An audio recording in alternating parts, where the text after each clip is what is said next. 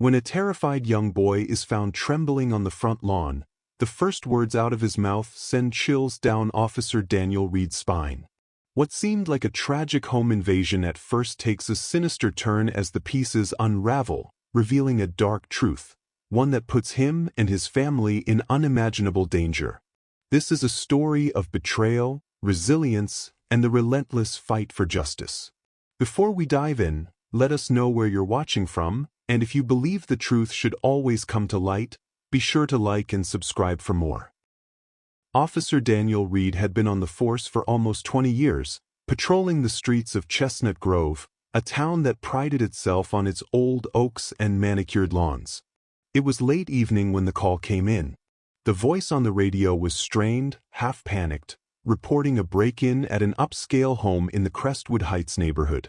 Daniel had only just finished filling out paperwork for a minor domestic disturbance when he felt an odd chill tighten the back of his neck, an old instinct that told him something wasn't right. As soon as he heard that a child was found outside, his face grew taut with concern. He wasted no time, flipping on his sirens, weaving through the near-empty streets with the practiced hand of someone who had done this more times than he'd like to admit. In that moment, a memory flickered behind Daniel's eyes. His own daughter from years ago, standing on the front steps, tears brimming, waiting for him to come home after one particularly risky drug bust. He shook it off, pushing the recollection to the back of his mind. This wasn't about him. He needed to arrive calm and collected. The drive felt both fleeting and eternal all at once, the city lights flashing across the windshield as if beckoning him toward an unknown fate. When he pulled up to the address, he saw the boy immediately, Cody. 12 years old, maybe 13 at most. The kid was shaking uncontrollably, tears streaking his cheeks, his t-shirt smeared with blood. The lawn was immaculate, freshly cut, in stark contrast to the chaos that had just unfolded in the home behind him. Daniel parked, heart pounding, and rushed to the boy's side. "Are you hurt?" Daniel asked, voice low and soothing, trying not to let the tension crack his tone. Cody gulped, shaking his head, and in a trembling voice he whispered, "They took my mom and my sister." Daniel's gaze flicked over the boy's stained shirt. There was no obvious wound on Cody himself, so he suspected that blood came from someone else inside. He could already see faint lights of additional squad cars turning onto the street. He put a reassuring hand on Cody's shoulder. "It's going to be okay, Cody. We're here now. Do you know where your dad is?" Cody glanced over his shoulder toward the house, struggling to make his voice work. "He's inside. He's hurt." There was so much noise. Then Mom screamed, and April tried to fight them. Then Dad fell and I ran out here to call 911. Daniel told a nearby officer to keep an eye on Cody. Then, drawing his flashlight and unclipping the holster of his sidearm, he moved quietly through the open front door. The house itself was large, a bright, airy foyer usually meant to inspire comfort. But in the tense hush, it felt ominous. Furniture had been overturned, picture frames lay shattered, and the faint stench of gunpowder hung in the air. Broken glass crunched under his boots as Daniel stepped into the living room, beam of light searching from corner to corner. He found James, the father, sprawled on the floor, half-conscious, the side of his head bleeding where he had presumably been struck by something heavy.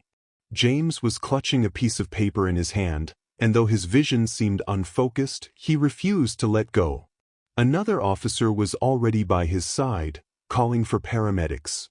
"Stay with us, James," Daniel said as calmly as he could manage, though his heart was pounding in his chest. "We need you to tell us what happened."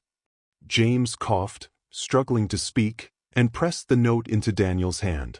Daniel read the typed words through the haze of his flickering flashlight. $500,000 or the wife and daughter die. The kidnappers were specific, indicating a place and a time for the money drop. Even more disturbing was the tone, cold, formal, as if this were a strictly business transaction. He noted the name scrawled across it, James. They clearly wanted him personally to deliver the ransom. In minutes, paramedics arrived, lifting James onto a stretcher. The father had only enough strength to form a few words. "Find them, please. They've got my Marilyn, my April." Daniel told him, "We'll do everything in our power, James." More officers flooded the scene, stringing up yellow police tape across the yard, scanning the interior for evidence. Upstairs, they found signs of a brief struggle, a few droplets of blood on the bedroom carpet. Out back, a side gate was left ajar, with footprints trailing into the darkness. By the time Daniel had finished the basic perimeter check, the area was swarming with official vehicles. Lights flashed red and blue against the tidy houses along the block, casting trembling shadows on the perfectly trimmed hedges. Outside, Cody was wrapped in a blanket, perched on the back bumper of an ambulance. He had refused to leave until he knew his father would be taken care of. Despite the trauma, the boy was holding himself together in that stoic, heartbreaking way children sometimes do when they're forced to grow up too soon. Daniel crouched next to him, speaking quietly, trying not to rattle the kid any more than necessary. "I'm going to need your help, Cody," Daniel said gently. "Do you remember anything about the men who came in? What they looked like or what they said?" Cody swallowed, eyes downcast. "They wore masks, black ski masks. There were at least 2. I think maybe 3. They shouted, but they didn't use names or anything. One of them had a deep voice. I think one was maybe kind of short, because he looked only a bit taller than my sister, and she's not that tall." He trailed off as if the memory made him nauseous. Daniel nodded. Any detail could help them. "You did good, Cody. Listen, we're going to take care of your dad. I need you to come with us to the station soon so you can help us answer a few questions. We want to bring your mom and sister back home safe." Cody's lip trembled, but he managed to say, "Please find them. They must be so scared." A wave of guilt rippled through Daniel. He'd never grown numb to these situations as some officers claimed to do. "I promise, we'll do everything we can." Moments later, with James on the way to the hospital, Daniel stepped aside to call the station, requesting an immediate detective team to gather evidence. Then, as if possessed by a single-minded determination, he got to work. He combed the house again, more thoroughly this time. He snapped photos on his phone of footprints, broken glass, and the random scattering of personal items. In the living room, he saw a purse with its contents half spilled. A family portrait lay face down on the coffee table, glass cracked. He turned it over, James and Marilyn in their wedding attire, Marilyn's radiant smile next to a smirking teenage April and a younger Cody. It made his stomach twist to think that all that warmth might have been shattered in the blink of an eye. Outside, as forensics started their sweep, Daniel conferred with his immediate supervisor, Lieutenant Barbara Pierce, an older woman with a stern profile and a calm, measured way of speaking that made her presence reassuring. She glanced from the house to the quiet street around them, eyes narrowing as if dissecting a puzzle. "Do we have anything beyond the ransom note?" Pierce asked. Daniel shook his head. "Not yet. We need more statements." Cody said it was at least 2 or 3 men. They took off on foot or had a vehicle parked down the block. "No sign of them now. We found footprints out back, but they'll need analysis." "All right," Pierce replied, hands on her hips. "We'll canvass the neighbors. Maybe someone saw a strange car or unfamiliar faces in the area. Then we'll work with the father, once he's stable, to see if there's anything else, like an enemy or an old grudge. People don't go grabbing hostages at random in a place like Chestnut Grove." Daniel nodded, casting a glance around the manicured lawns. "This neighborhood is a fortress of cameras and gated driveways. Somebody's camera must have picked up movement. If not the Harper's own system, then a neighbor's." They parted ways to tackle their tasks. Over the next half hour, Daniel knocked on doors up and down the street. Most neighbors were already awake, drawn by the commotion of police sirens. A few had heard shouting but hadn't dared venture out. Others had security cameras pointed at the street or their front doors, and Daniel politely requested copies of any footage from the past 2 hours. He saw surprise and fear in their eyes. A kidnapping in Chestnut Grove was unthinkable. People rarely even locked their doors until recent years. Yet here they were, living in a new, darker reality. By the time Daniel returned to the station well past midnight, he had a folder brimming with potential leads, camera footage in the process of being downloaded, statements from neighbors about suspicious vehicles, and a few scribbled notes about relationships James Harper might have had.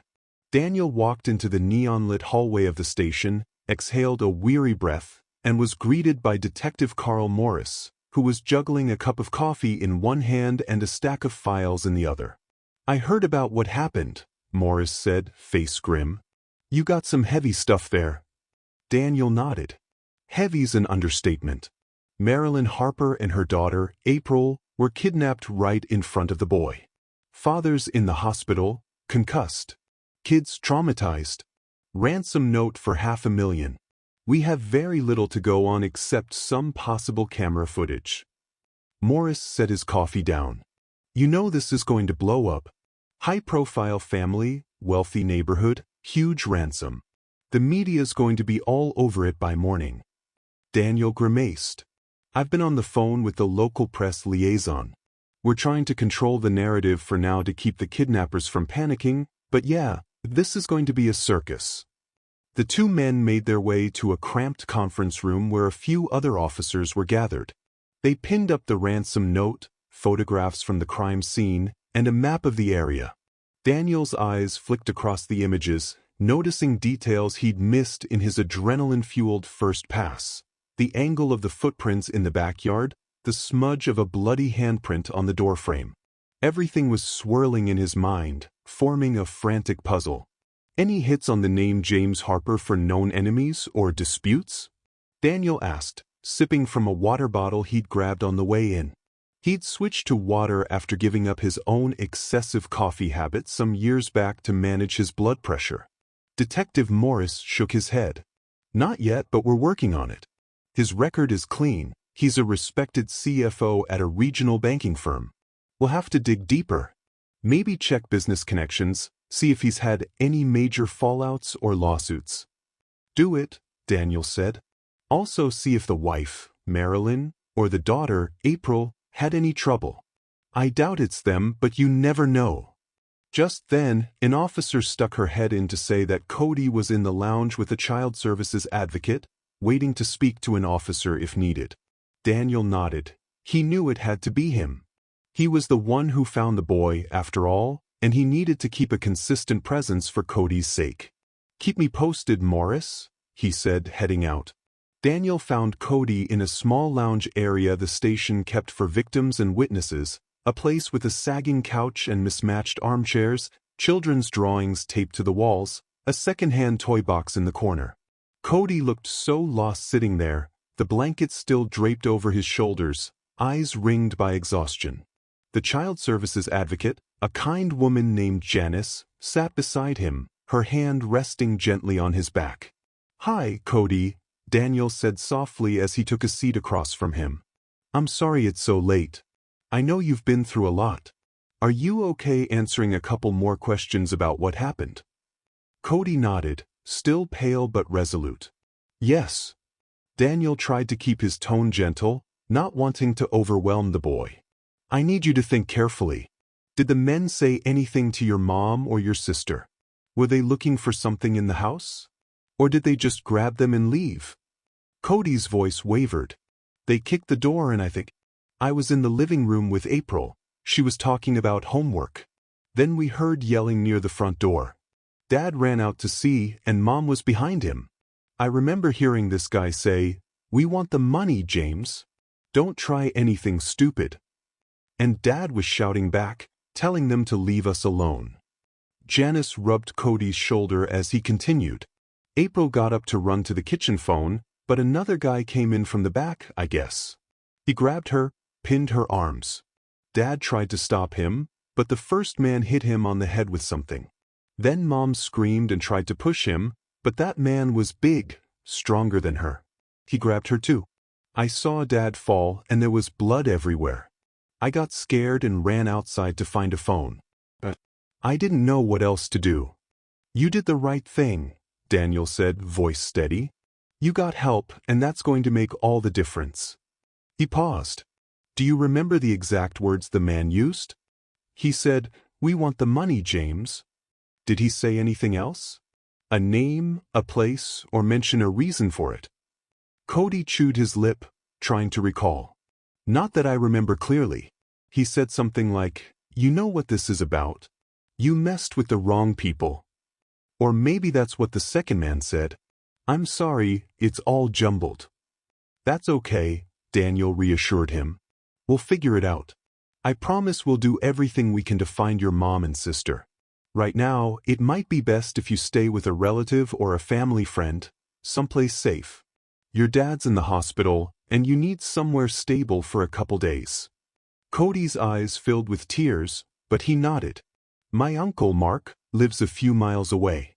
I called him on the way here. He said I can stay with him. Good, Daniel replied gently. We'll arrange that. I'll keep you updated, okay? And if you remember anything else, even the smallest detail, I want you to call me or Janice right away. Cody sniffled and whispered, Please find them. Daniel gave him a small, determined nod. We will. By the time Daniel finally left the station, dawn was creeping over the horizon, painting the sky a pale pink. Exhaustion weighed on him like wet cement. He drove home in a numb daze, but sleep wouldn't come easily that morning. His mind kept cycling through every possibility. As soon as he got home, he showered quickly, changed into fresh clothes, and lay down for maybe an hour, staring at the bedroom ceiling, reliving Cody's anguish and the chaos in the Harper home.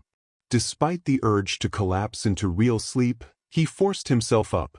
There was too much at stake to rest.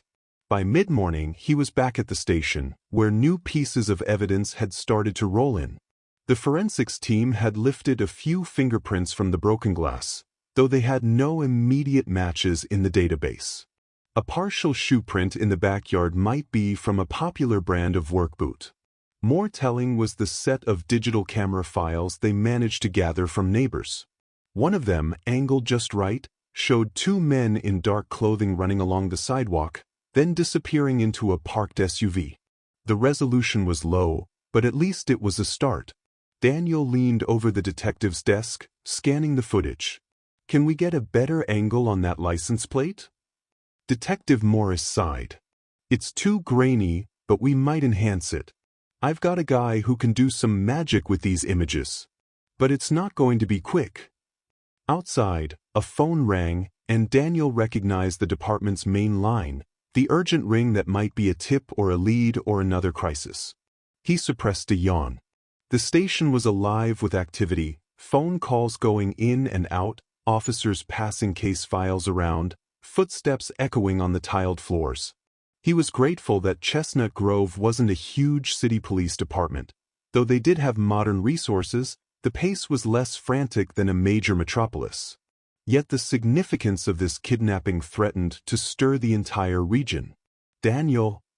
Lieutenant Pierce beckoned him over from across the station, where she stood in a corridor with a phone pressed to her ear. When he approached, she clicked off. That was the hospital. James is awake. He's stable enough to talk. Daniel straightened. I'll head over. She glanced at him, concern flitting across her features. Sure you're up for it? You look exhausted. I'll manage, Daniel said, feeling another wave of fatigue crash over him. We need any details he can give us. She nodded, not pressing him further. All right, keep me posted. The hospital was a short drive away, an elongated building of white concrete and glass that often felt to Daniel like a second home. He'd been here too many times, sitting with victims, waiting on life-or-death bulletins from surgeons. It never got easier. The smell of antiseptic always made him uneasy, a sour reminder of how fragile life could be. When he arrived, he was directed to James Harper's room on the 4th floor. James lay in bed, a bandage wrapped around his forehead, eyes closed as if trying to stave off a headache. Daniel approached quietly.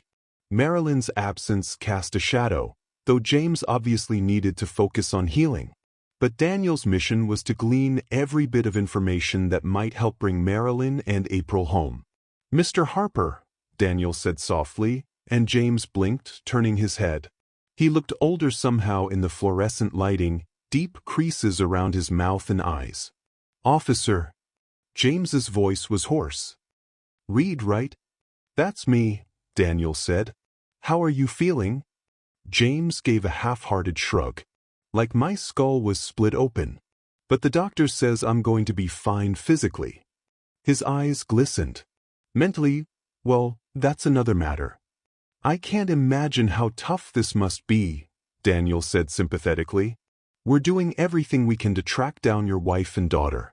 But we need your help." James's gaze flickered with determination. "Anything." Daniel pulled a notepad from his pocket. "All right. First, do you have any idea who could be behind this? Anybody who'd want to kidnap your family for ransom? It's a large sum of money, $500,000. That suggests either someone thinks you can get that amount easily, or someone who's desperate and sees you as an easy target." James pressed his head back against the pillow, sighing. "I've been with Redwood Bank for years. I'm the CFO. We're a mid-sized bank, not exactly global. I know we have enemies in the business, but kidnapping? That's insane." Daniel nodded, scribbling some notes. "How about personal enemies? Former employees, a disgruntled investor, maybe? Or something in your personal life, any feud or even a family dispute that might escalate to this level." James's face darkened. "I had a business partner named Donald Monroe for a while, back when I was exploring a private venture. We parted ways about a year ago, not on good terms. But I can't imagine him stooping to kidnapping. He's well off from what I hear. He doesn't need the money." Daniel straightened slightly at the mention of Monroe, remembering that the partial background check had turned up that name. "Could you explain the falling out? What was it about?" "We disagreed over certain expansions in a real estate project. He claimed I bailed on him after a big loss. It was messy and we had lawyers involved, but nothing came of it. We basically left it at that. He got some of the assets, I cut my losses. I haven't spoken to him since."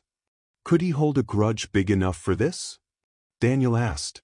James's gaze shifted as if he was recalling something. "I don't know. Donald was always so calm, but maybe that was just a front. All I know is if he's behind this, he's gone completely off the rails." Daniel jotted everything down. "All right. I have to ask, do you have that kind of money? $500,000 readily available." James closed his eyes, a muscle twitching in his jaw. "Yes. I mean, I might have to liquidate some funds, but yes, I can raise it." Then he opened his eyes, voice shaky. "But I don't care if it empties everything I have. I just want them back." Daniel's voice remained even, a calm anchor for James's desperation. "We'll do everything by the book, I promise you. We have to coordinate with the department. Handing over ransom money is tricky, but if that's what we need to do, we'll find a way to keep them safe and track the kidnappers. Meanwhile, any other relevant issues? Off-the-books deals, hidden debts, anything else that might make you a target?"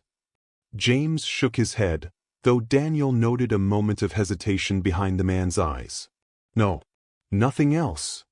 A nurse came in to check James's vitals, and Daniel turned to give them space. As he left, James called out hoarsely, "Find them, please." Daniel turned, offering a firm nod. "We will." Later that afternoon, Daniel met Detective Morris in a small diner across from the station, grabbing a late lunch. The place was nearly empty except for a couple of older patrons sipping coffee. The battered plastic menus, the gentle hum of an old AC unit, and the lingering smell of fried food offered a strange sense of normalcy amidst the chaos of the day. Morris had set up a laptop on the table, scanning public records on Donald Monroe. Daniel picked at a plate of fries without much appetite. "So," Morris began, glancing at the screen, "Monroe used to be in business with James Harper. The timeline matches up with what James told you. Monroe's finances took a nosedive about a year ago. He's still afloat, barely. If the guy's looking for a quick fix or revenge, that might be a motive. But none of that proves he's behind a kidnapping. Daniel frowned. Could be that Monroe's a red herring. People blame ex-partners all the time. We need real evidence. He gestured to the screen. Any addresses for Monroe in or near Chestnut Grove? Morris scrolled. Yeah, he apparently has a house a few miles away from the warehouse district that's mostly abandoned. He also has a few older properties scattered around the county. Some might be in disrepair. Daniel sighed, sipping watery diner coffee. We might check those out if we can get a warrant or probable cause. Right now, it's just speculation. Before Morris could respond, Daniel's phone buzzed. He answered, hearing a frantic voice on the other end, the front desk officer at the station. We got a call from someone claiming to know where Marilyn and April Harper are. Daniel shot Morris a look. Put them through to me. A static pop, then a muffled male voice. Hello. This is Officer Daniel Reed of the Chestnut Grove Police Department. Who is this? No immediate answer, just a ragged breath. Doesn't matter. I just want you to check the old Bridgewater warehouse on Elmwood. You'll find them there. Daniel's heart drummed.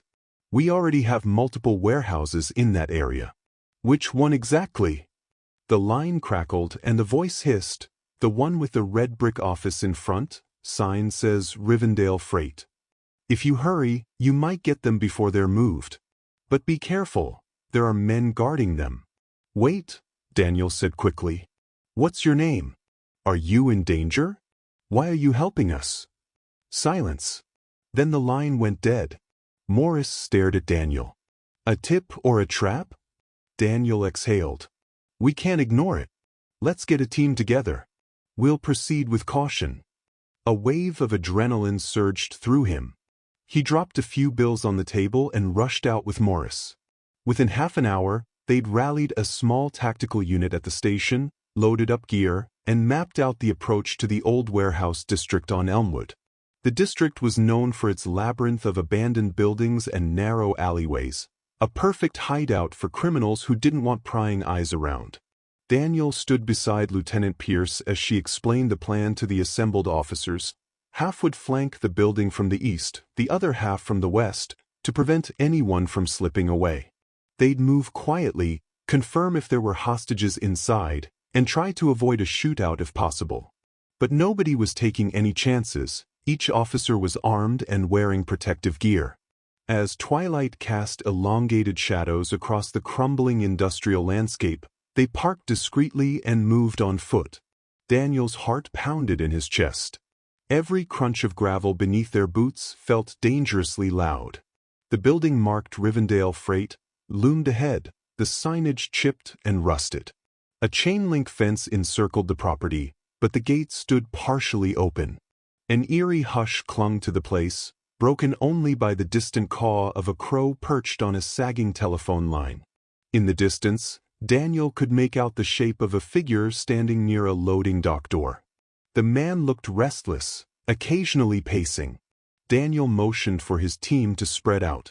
They each took position behind piles of scrap metal or corners of the fence, weapons at the ready. The plan was for Daniel and Morris to approach from the front, quietly. Lieutenant Pierce and the rest of the unit would flank. The tension crackled in the air like static. When the front man turned his back, Daniel made his move, covering the short distance with swift steps. He and Morris aimed their firearms. Police! Drop your weapon! Daniel shouted, voice echoing in the stillness. The guard whipped around, eyes wide, a pistol in his hand. For a second, Daniel thought he might raise it, but perhaps the shock was too great. He tossed it down, raising his hands. In the same instant, multiple forms emerged from the building's shadows. One tried to bolt, but was tackled by an officer. Another raised a gun, and muzzle flashes lit the gloom. Daniel dove behind a rusted barrel as bullets pinged off metal. He heard Morris return fire, shouting warnings. Adrenaline crashed like a tidal wave in Daniel's veins. He popped up, aimed, and squeezed off a round at a figure on the loading dock who was about to fire at them. The suspect dropped to his knees, clutching his shoulder. The chaos escalated, with officers rushing in from both sides. Over the swirl of shouts and the thunder of gunfire, Daniel's one thought hammered in his mind: Marilyn and April must be somewhere inside. He had to reach them before someone decided to use them as leverage or, worse, hostages in a final standoff. "Cover me!" Daniel shouted to Morris, who nodded and threw out a volley of gunfire at a cluster of suspects. Daniel sprinted across open ground to a side door. It was locked, but a swift kick with his boot forced it open, the old hinges snapping. Inside, the corridor was dimly lit by a single flickering bulb. Stacked crates formed a makeshift corridor, and the smell of mildew and dust stung his nose. "Marilyn! April!" he called out, voice echoing.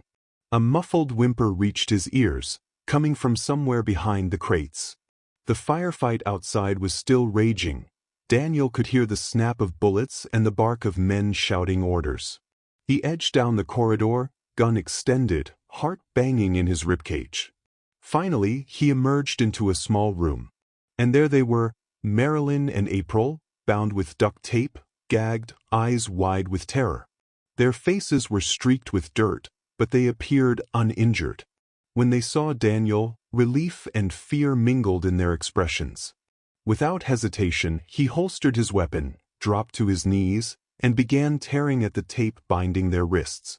"You're safe now," he whispered, voice trembling with urgency.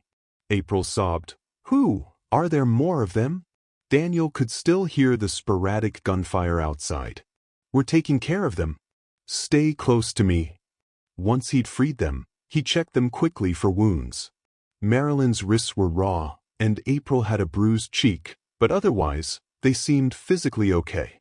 He guided them back toward the corridor, scanning for any more threats. Outside, the gunfire had subsided to scattered bursts. Cautiously, Daniel led them out through the same side door. The acrid smell of spent gunpowder hung in the night air. Lieutenant Pierce spotted them and rushed over, her relief palpable. Paramedics who had arrived on standby quickly took Marilyn and April aside, giving them medical checks. Daniel's knees went weak with the wave of relief that washed over him. Though the scene was still tense, officers were securing the suspects, reading them their rights, or giving chase to any who tried to flee. Marilyn and April were safe. The entire operation took no more than 20 minutes, but it felt like hours to Daniel. A final head count revealed 4 men taken into custody, one with a gunshot wound to the shoulder, another with minor injuries from a scuffle, and 2 who surrendered quietly. Officers combed the warehouse for evidence: guns, rope, leftover tape, a half-eaten takeout meal, and a pile of cell phones in a corner. It certainly looked like a hideout. Morris approached Daniel, wiping sweat from his brow. "We got them.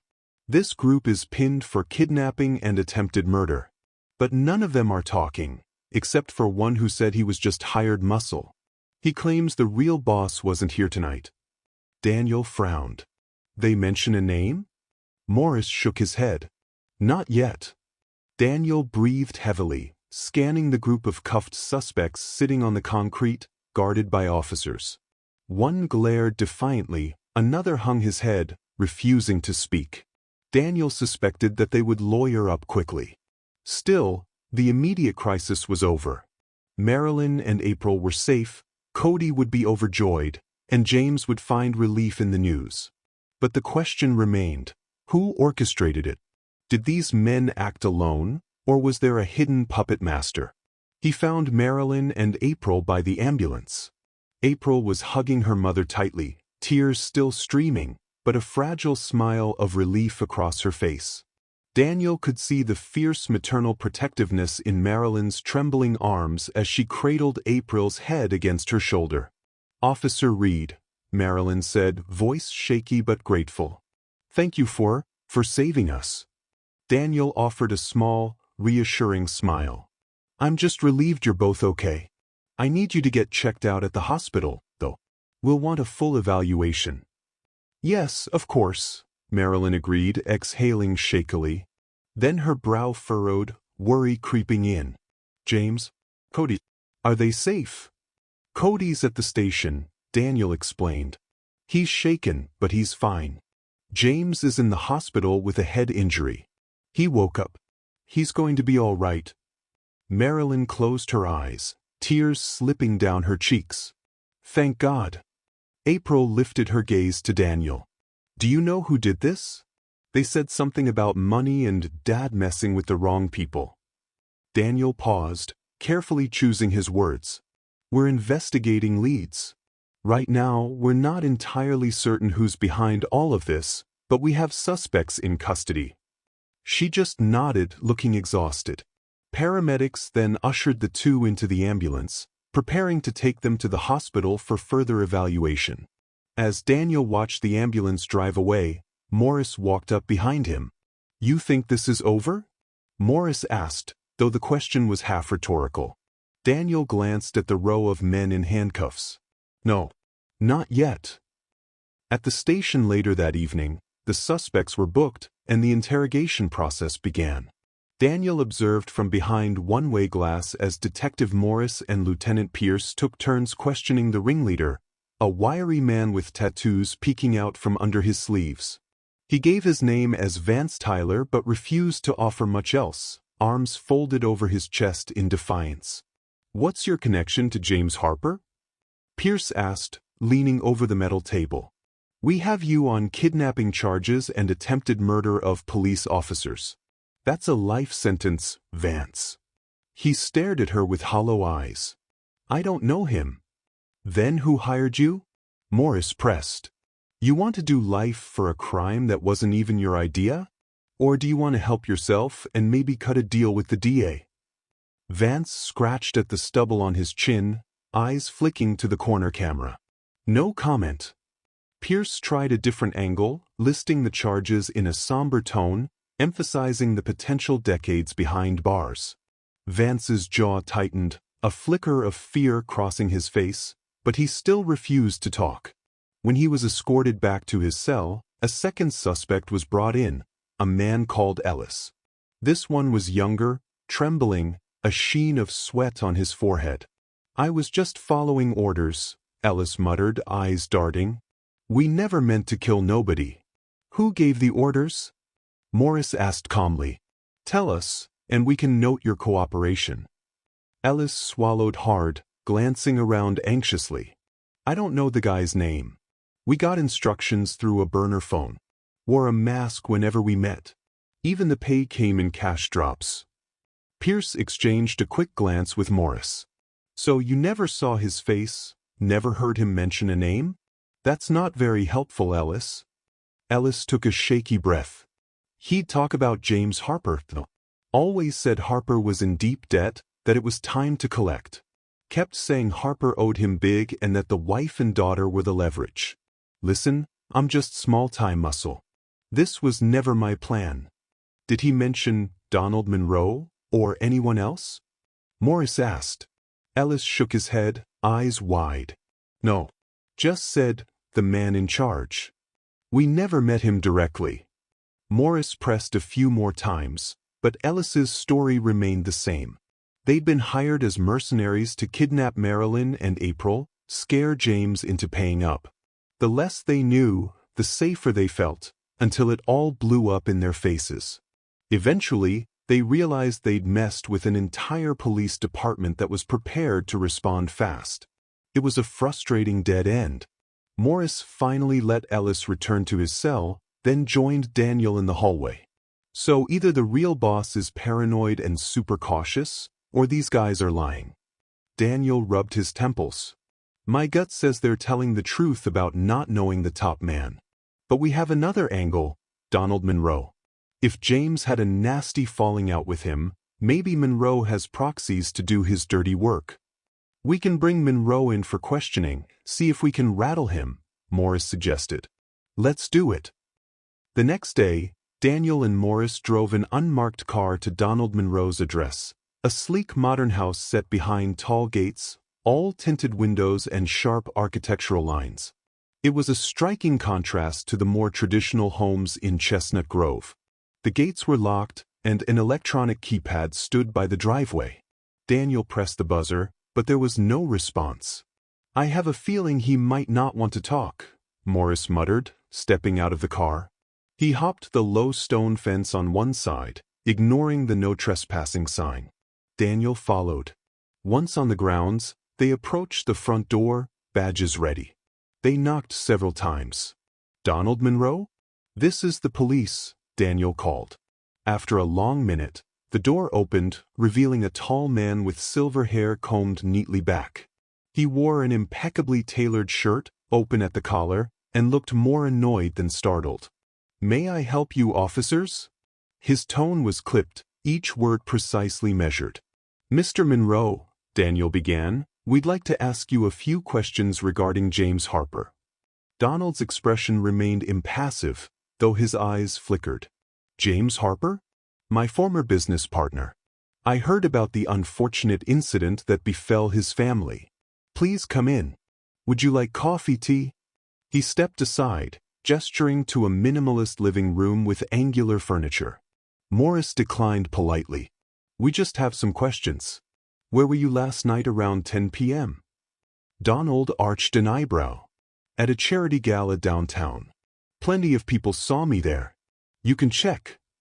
Daniel nodded, making a note. "And earlier that evening, say around 9? Likely on my way there. My chauffeur can confirm that." "Is this about the kidnapping?" "I've already spoken to an acquaintance who mentioned James was attacked." "Yes," Daniel said, eyes narrowing slightly. "Your name came up as someone James had disputes with. We're looking into all possible leads. We want to know if you hold any grudge against him." Donald's face shifted, a sardonic twist to his mouth. "Grudge? Let's just say James and I parted ways. We had disagreements, some finances were lost. But that was last year. I've moved on. Business is business." Morris chimed in. "Would you be willing to provide the contact information of your chauffeur, or any documentation that proves your whereabouts?" Donald gave a small shrug. "Certainly. I have nothing to hide. Let me get you my driver's details." He moved across the room with a measured step, opening a sleek drawer in a mahogany desk. He retrieved a card and handed it to Morris. "That's my personal assistant's number. She can arrange for you to speak with my driver or anyone else from last night." Daniel studied Donald's expression. The man exuded cool confidence. It might be genuine, or it might be the mask of a practiced manipulator. "One more thing, Mr. Monroe," Daniel said. "We have reason to believe the kidnappers used a property in the old warehouse district to hold the victims. Any chance you own anything out there?" Donald let out a short laugh, a crisp sound. "Me? I don't invest in decaying property. My portfolio is strictly commercial real estate in the newer parts of town or prime farmland upstate." "Sorry to disappoint." Daniel nodded thoughtfully. "All right. If we need anything further, we'll be in touch." Donald escorted them to the door. "I'm more than happy to cooperate, officers. If James or his family is in trouble, I hope you find who's responsible." The door closed behind them with a quiet click. Back in the car, Morris tossed the business card onto the dashboard. "He's lying," Morris said. Daniel massaged the bridge of his nose. "I'm not sure if he's lying about the property, but he definitely knows more than he's letting on. Let's check his alibi. If it's solid, that puts him out of the direct line of suspicion, but not necessarily out of the bigger picture." They spent the rest of the day verifying Donald's claim. It turned out he had indeed attended a gala, with multiple witnesses confirming he arrived around 9:30 and stayed well past midnight. If the kidnapping had happened at roughly 10 or 11, Donald seemed to be in the clear for direct involvement. But it didn't eliminate the possibility that he'd hired someone else to do the job. As the weeks progressed, Daniel and Morris worked tirelessly. They re-interviewed James, who grew increasingly anxious with every passing day, pushing for updates. They tried to follow the money, diving into James's financial records. An odd pattern emerged. James had large, unexplained withdrawals over the past 6 months. He claimed they were for personal investments, But the paper trail didn't lead anywhere conclusive. Daniel's instincts prickled. Something about James's story felt off. The man seemed too rattled, too quick to push suspicion onto others, and reluctant to divulge the full extent of his financial dealings. Meanwhile, Marilyn and April, physically recovered but still haunted by the ordeal, provided their own statements. They, too, pointed to the kidnappers as referencing money owed, but neither had heard a name. The family tried to put the pieces back together. Cody moved back home once the broken windows were repaired, but the memory of seeing his mother and sister taken left him anxious and jumpy. Daniel stopped by occasionally, checking on them, forging a bond with Cody, who began to see Daniel almost like a protector, a surrogate father figure when James wasn't around. One evening, Daniel decided to revisit the Harper's house alone, off-duty, just to see if Marilyn or the kids had remembered anything new. He parked outside, the house looking eerily restored to normal from the outside. The door opened, and Marilyn greeted him with a polite smile, though her eyes still held shadows of fear. "Officer Reed, please come in," she said softly. "James is upstairs resting. He's been feeling stressed, so I'm trying to keep things calm." "I won't bother him if he's not up to it," Daniel replied. "I just wanted to see how you and the kids are doing." She led him to the living room, where April and Cody were sitting on the couch, finishing homework in tense silence. They both looked up and smiled faintly at Daniel. "Hey kids," Daniel said softly. "You doing okay?" April nodded, setting aside a textbook. "I'm just glad we're not locked in some warehouse anymore." She tried to laugh, but it came out tight and forced. Cody's eyes flickered to Daniel. "Have you caught everyone? Are you sure no one's going to come back?" Daniel lowered himself into an armchair. "We arrested 4 men at the warehouse, and they're behind bars. We're still investigating who might have been calling the shots, but you're safe. We have patrol cars driving by the neighborhood more often." Marilyn sat on the edge of a nearby chair, hands folded in her lap. "Thank you, Officer Reed. I don't know what we would have done without you." Daniel offered a kind smile. "I'm just doing my job. But I wanted to talk to you about James. Is he really okay? Has he been able to remember anything else about who might have a grudge against him?" Marilyn hesitated, chewing her lip. "He doesn't talk about it much, to be honest. He's spent a lot of time on the phone with the bank. Something about accounts and potential leads he's following up with. He barely sleeps." Upstairs, a floorboard creaked, and James came down, rubbing his temple. He paused at the foot of the stairs upon seeing Daniel. "Oh, hello, officer. Sorry, I didn't know you were stopping by." "It was a spur-of-the-moment visit," Daniel explained. "Just wanted to check in." James sank into a chair opposite Daniel, glancing warily at his wife and kids. "Well, we appreciate your concern, but you can see we're all trying to get back to normal." Cody quietly excused himself, beckoning April to follow him upstairs. He seemed to sense the tension. The siblings left, and Daniel noticed Marilyn remain behind, arms folded protectively. The silence in the living room felt awkward. "So," Daniel said carefully, "do you have any updates on your end, James? Maybe someone's reached out to you with threats or demands we don't know about." James ran a hand through his hair, frustration evident. "No, nothing new. But my job is under scrutiny because of all this. My boss isn't pleased with the negative publicity." "James," Marilyn interjected gently, "maybe you should tell him about the phone call you got." Daniel raised an eyebrow. "Phone call?" James exhaled sharply. "It was just some spam call, I think. Some stranger saying you can't hide forever, then hanging up. That's it. I thought it was a prank." Daniel's gaze sharpened. "When was that?" "2 nights ago." "You should have told us immediately," Daniel said, more out of concern than accusation. "Did you get a sense of who it might have been?" James shrugged, eyes darting. "No. Unknown number." Something in James's demeanor set Daniel on edge. "All right. If you get any more calls, let us trace them." Marilyn rose, offering a faint smile. "Let me make some coffee, Officer Reed." As she left the room, Daniel leaned forward, resting his elbows on his knees. "James, is there anything else you're not telling me? If you're in some deeper trouble, financial, personal, this is the time to be honest." James bristled, color creeping up his neck. "I told you everything. I don't know why you keep pressing me." Daniel kept his voice level. "I'm trying to help you and your family. But I can't do that if you hide things." James stood abruptly. "I'm not hiding anything. Now, if you'll excuse me, I'm going upstairs. I have a splitting headache." Without waiting for a response, James marched upstairs, leaving Daniel alone. Marilyn returned with 2 mugs, confusion flickering on her face. "Where did James go?" Daniel offered a tight smile, taking the coffee. "He said he had a headache. Didn't seem in the mood to talk."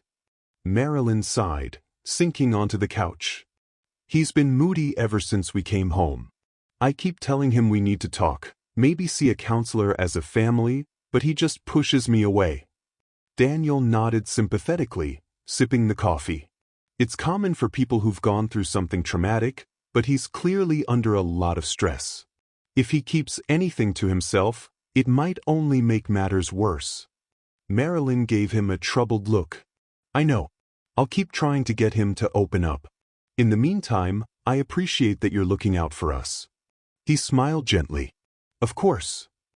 Days turned into weeks. The public began to celebrate the heroes who rescued Marilyn and April Harper. Daniel found himself labeled a local hero in certain news segments, though he shied away from the attention, pointing to the team effort that saved them. The police department was lauded for their swift response. Meanwhile, the arrested kidnappers were assigned lawyers who stonewalled the investigation at every turn. That left James's suspicious behavior more and more in the spotlight, though Daniel wasn't sure exactly why. He just couldn't shake the feeling that James knew something crucial he wasn't sharing. One afternoon, Daniel found a surprising visitor at the station, Donald Monroe, sitting in the lobby, neatly dressed, as though he were attending a business meeting. Daniel approached him, perplexed. "Mr. Monroe? We didn't have you scheduled for an interview today." Donald stood. "Officer Reed. Good to see you. I was in the neighborhood for a meeting, and I thought I'd drop by. I have some information you might find interesting." Daniel's eyes narrowed. "Information about the Harper case?" "Potentially," Donald said, smiling thinly. "If you have a moment." They moved to a private interview room. Monroe sat, crossing one leg over the other, exuding a sort of bored elegance. Daniel closed the door and gestured for him to speak. "You see," Donald began, "I've been doing some digging on my own. I wanted to clear my name, since it seems people are pointing fingers. I hired a private investigator, a rather good one, to look into James Harper's finances. What he found is enlightening." Daniel's pulse quickened. "Go on." Donald handed him a neat folder. Inside were copies of financial statements, bank transfers, suspicious wire transactions, and a summary from the private investigator. Daniel skimmed it, mind racing.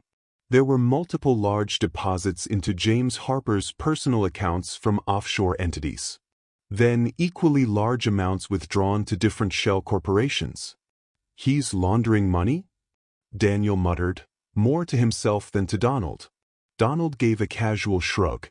"That's what it looks like. And from the pattern, it seems he's in debt to some unsavory parties. Possibly loan sharks. Possibly something else. I assume you'll want to verify these documents officially. But I couldn't stand idly by while my name was used as a scapegoat." Daniel's jaw clenched. The possibility that James orchestrated something or was connected to criminals had crossed his mind, but seeing the evidence laid out was jarring. "Why are you bringing this to me now? If you dislike James so much, wouldn't you just let him face his own mess?" Donald let out a quiet laugh. "I'm a man of principle, Officer Reed. Yes, I disliked James for how he handled our partnership. But kidnapping?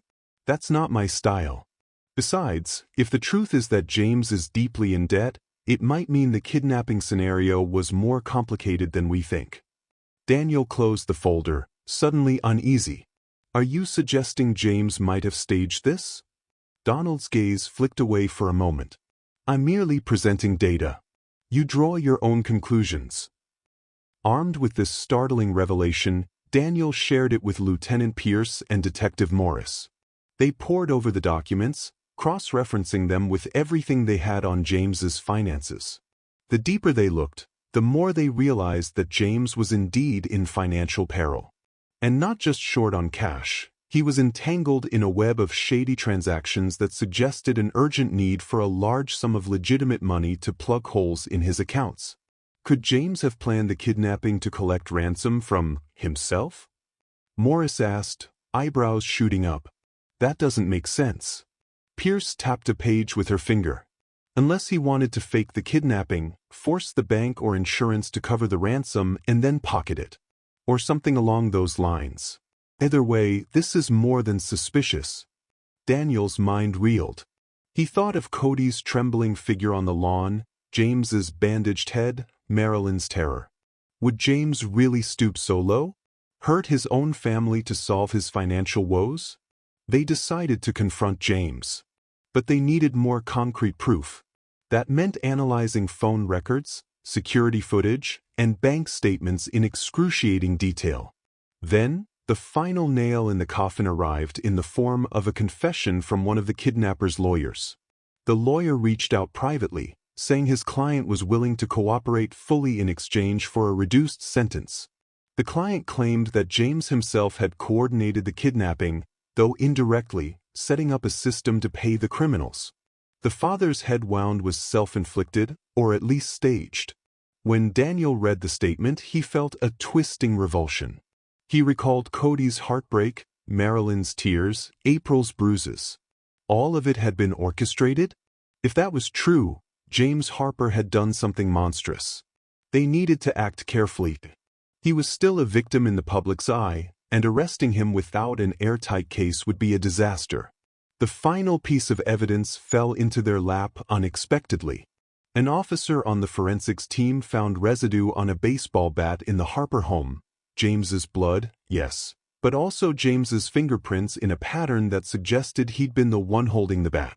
The angle of impact was consistent with a self-inflicted blow or at least a staged scenario. Coupled with phone records that placed James near the old warehouse in the days before the kidnapping, it painted a damning picture. The day of the arrest dawned cold and gray. Daniel felt no satisfaction in it, only a grim sense of duty. He and Morris drove to the Harper home, accompanied by 2 patrol cars. James answered the door, blinking in surprise at the sight of them. "Officer Reed? What's going on?" James asked, noticing the seriousness in their expressions. Daniel spoke quietly. "James Harper, we have a warrant for your arrest on charges of conspiracy to commit kidnapping, and attempted fraud. Please step outside with your hands where we can see them." For a moment, James just stared, mouth opening and closing without sound. Then Marilyn appeared behind him, eyes darting in confusion. "Daniel? What are you doing?" Daniel's gaze shifted to her for a split second. "Marilyn, please stay calm." James suddenly bolted back into the house, but 2 officers caught him before he got far. "No, this is a mistake," James shouted as they pulled his arms behind his back, snapping on cuffs. "It wasn't me. You can't do this." Marilyn screamed, "What are you talking about? James? What did you do?" April and Cody appeared on the stairs, eyes wide in shock and terror. Cody ran down. "Dad? Dad, what's going on?" James looked at his son, pure desperation in his eyes. "Cody, But he couldn't finish. The officers pulled him outside. Marilyn seemed rooted to the spot in the foyer, face ashen. Daniel gently guided her away from the door, tears pooling in his own eyes at the heartbreak on the children's faces. He'd never wanted them to suffer more trauma. April gasped, tears rolling down her cheeks. "Why are they arresting Dad?" Marilyn's face was contorted with confusion and panic. Officer Reed, tell me this is some kind of sick joke. Daniel swallowed. I'm sorry, Marilyn. The evidence shows that James staged the kidnapping. Her eyes flashed with denial. That's impossible. Cody looked on, stricken. April shook her head. No, Dad wouldn't do that. Daniel lowered his gaze, the weight of the evidence pressing on him. We wouldn't do this without overwhelming proof. I promise you, we'll get to the bottom of everything. But for now, we have no choice. Marilyn's legs wobbled, and she half sat, half collapsed on the bottom step of the staircase. I just don't understand. Outside, James was being read his rights in front of stunned neighbors. He was placed in the back of a patrol car, cursing through the window, I didn't do this. They're setting me up. But the truth was out. Daniel and the others had no doubt, especially once confronted with the financial records and the kidnapper's confessions. It was a media firestorm. The quiet, respectable CFO, father of two, orchestrating the abduction of his own wife and daughter? News vans lined the block for days, reporters hounding neighbors and sending sensational coverage across the local channels. Daniel's phone rang incessantly with requests for interviews, which he politely declined. Marilyn, April, and Cody moved out of the house for a while, staying with relatives in another part of town to avoid the barrage of cameras. Daniel visited them occasionally in that temporary home, more as a friend than an officer at that point, offering updates. Marilyn was brittle, eyes red from crying, struggling to reconcile how the man she had loved could do something so terrible. April was angry, while Cody was quiet and withdrawn, grappling with hurt and betrayal beyond his years. I just want to know why, April said during one of Daniel's visits, her voice choked with emotion. He loved us, didn't he? Daniel felt that weight on his chest again. April, I wish I had an easy answer. Sometimes people become desperate, or they lose themselves chasing money or security. But none of it excuses what he did. Cody, sitting by the window, stared out at the yard. He said he loved us. Did he ever think about how scared Mom and I were? His voice cracked. Marilyn reached over to hug her son, tears slipping silently down her cheeks. Daniel felt his own eyes burn. He was relieved that at least they were safe now, but the emotional damage was incalculable. The trial date came faster than anyone expected, owing to intense public interest and the district attorney's push for a resolution. In a swirl of legal battles, the kidnappers testified against James in exchange for lesser charges. James's own attorney tried to argue that he had been coerced by unknown criminals who threatened him, but the jury was presented with damning evidence: phone records, staged injuries, confessions from the hired men. Donald Monroe's documents also revealed the layers of James's financial desperation. One by one, the puzzle pieces fell into place. The plan was for James to appear as a victim, paying off the ransom from insurance or from the bank's emergency fund, covering up his massive debts, and continuing his facade of a comfortable life. But something in his plan had gone awry. The police responded too quickly, or the kidnappers got sloppy, and the entire scheme unraveled. Marilyn, heartbreak etched into every line of her face, took the stand to testify about the kidnapping. April also offered her testimony, voice trembling, describing the terror of being tied up in the warehouse, not knowing if she would see her family again. Cody was spared from testifying, given his age, but the weight of his father's betrayal was a silent presence in the courtroom. Daniel attended each session, quietly watching from a seat in the back, wearing his formal uniform.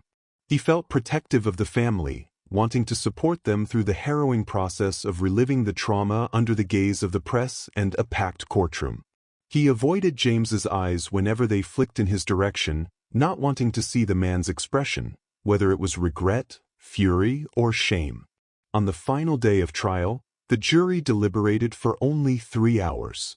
They returned with a verdict of guilty on multiple counts, including conspiracy to commit kidnapping, and fraud. The kidnappers, already pleading guilty, were sentenced to lengthy prison terms. James faced even more, given the severity of his betrayal. The judge's stern words echoed in the silent courtroom. You have abused the trust of your community, your friends, and worst of all, your own family. When the gavel hit, Marilyn bowed her head. April clung to her mother, tears of both sorrow and relief staining her cheeks. Cody sat between them, eyes wet but expression set in a stoic calm. In that moment, Daniel thought about how families could be destroyed from within, how a father's desperate greed had led him to commit the unthinkable. The heartbreak was immeasurable, yet there was a sense of closure as the bailiffs led James away in handcuffs, his face drawn with a mixture of anger and despair. Over the following months, life in Chestnut Grove tried to settle back into its placid routine. The media fervor waned. Daniel continued his work, responding to the usual calls, speeding cars, disputes between neighbors, and occasional burglary. Yet he couldn't forget the hollow look on Cody's face or the quiet heartbreak in Marilyn's eyes. One crisp autumn afternoon, Daniel stopped by the modest rental house where Marilyn and the children were staying temporarily. He brought along 2 boxes of groceries, courtesy of a local charity that wanted to help them get back on their feet. Marilyn answered the door with a tentative smile. "Officer Reed," she said warmly, "you know you don't have to keep doing this."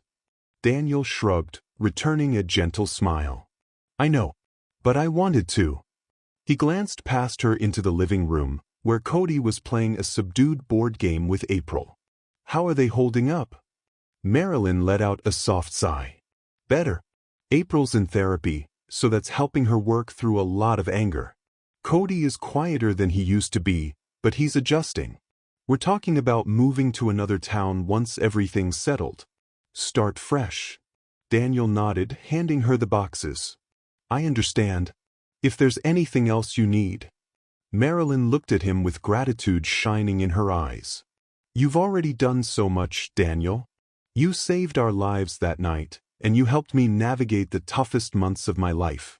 I don't know how to repay that." He smiled, feeling a lump in his throat.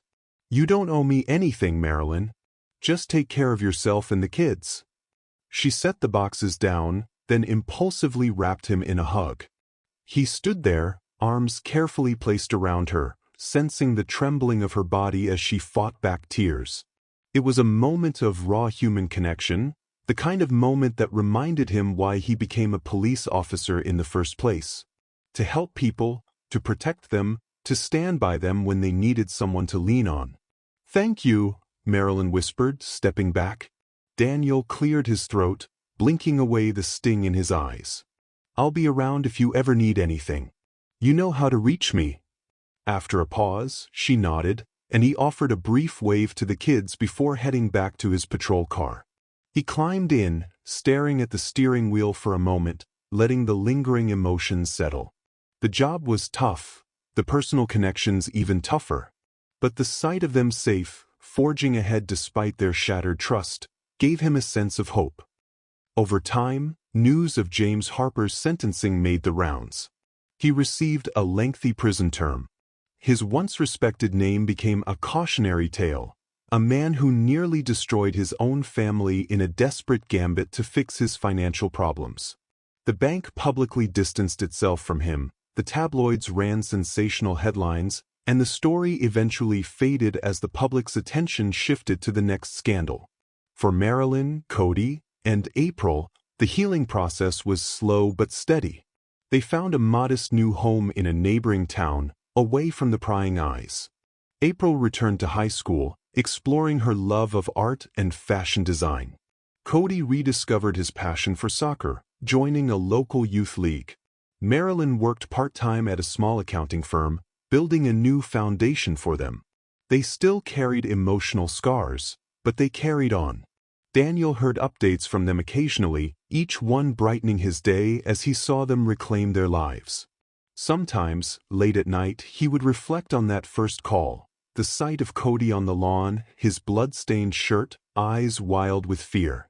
It was a moment that changed Daniel's life, too, a reminder that beneath the veneer of normalcy, darkness could lurk anywhere, even in a quiet suburban home.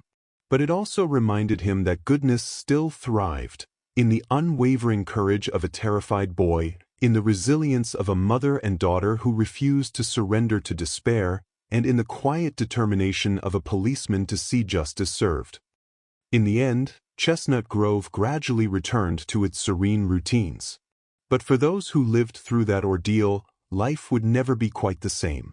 There would always be an empty seat at the table in Marilyn's home, the weight of memories swirling whenever someone mentioned the past. Yet as the seasons turned, spring brought new blossoms, new hope. One late afternoon, Daniel stopped by a local soccer field after his shift. He'd heard Cody was practicing there with his team. As he walked up to the chain-link fence, he saw the boy on the field, chasing a ball with fierce concentration. Another player tried to steal it, but Cody spun away with surprising agility for a kid who had been so traumatized. He dashed toward the goal and fired a shot that soared past the goalkeeper and into the net. A triumphant whoop rose from the sidelines. Cody's grin lit his face, a glimpse of childhood that Daniel feared had been lost. Marilyn stood nearby, cheering, and when she saw Daniel, she gave him a warm smile, beckoning him over. He squeezed her hand briefly in greeting as they both watched Cody trot off the field, the coach praising his play. Daniel felt something lift in his heart. Yes, there had been darkness and betrayal, but there was also renewal, strength, and a fierce love that refused to be extinguished. In the end, justice was served. The conspirators, James and the hired kidnappers, went to prison, each forced to reckon with what they'd done. Marilyn, April, and Cody rebuilt their lives, forging an unbreakable bond in the wake of unimaginable betrayal. As for Daniel Reed, he carried on with his duty, always ready to answer the next call, always believing that no matter how dark things got, there was a reason to keep faith in people's capacity for courage and transformation.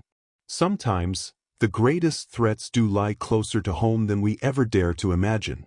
But through compassion, perseverance, and justice, families and communities can heal and rebuild.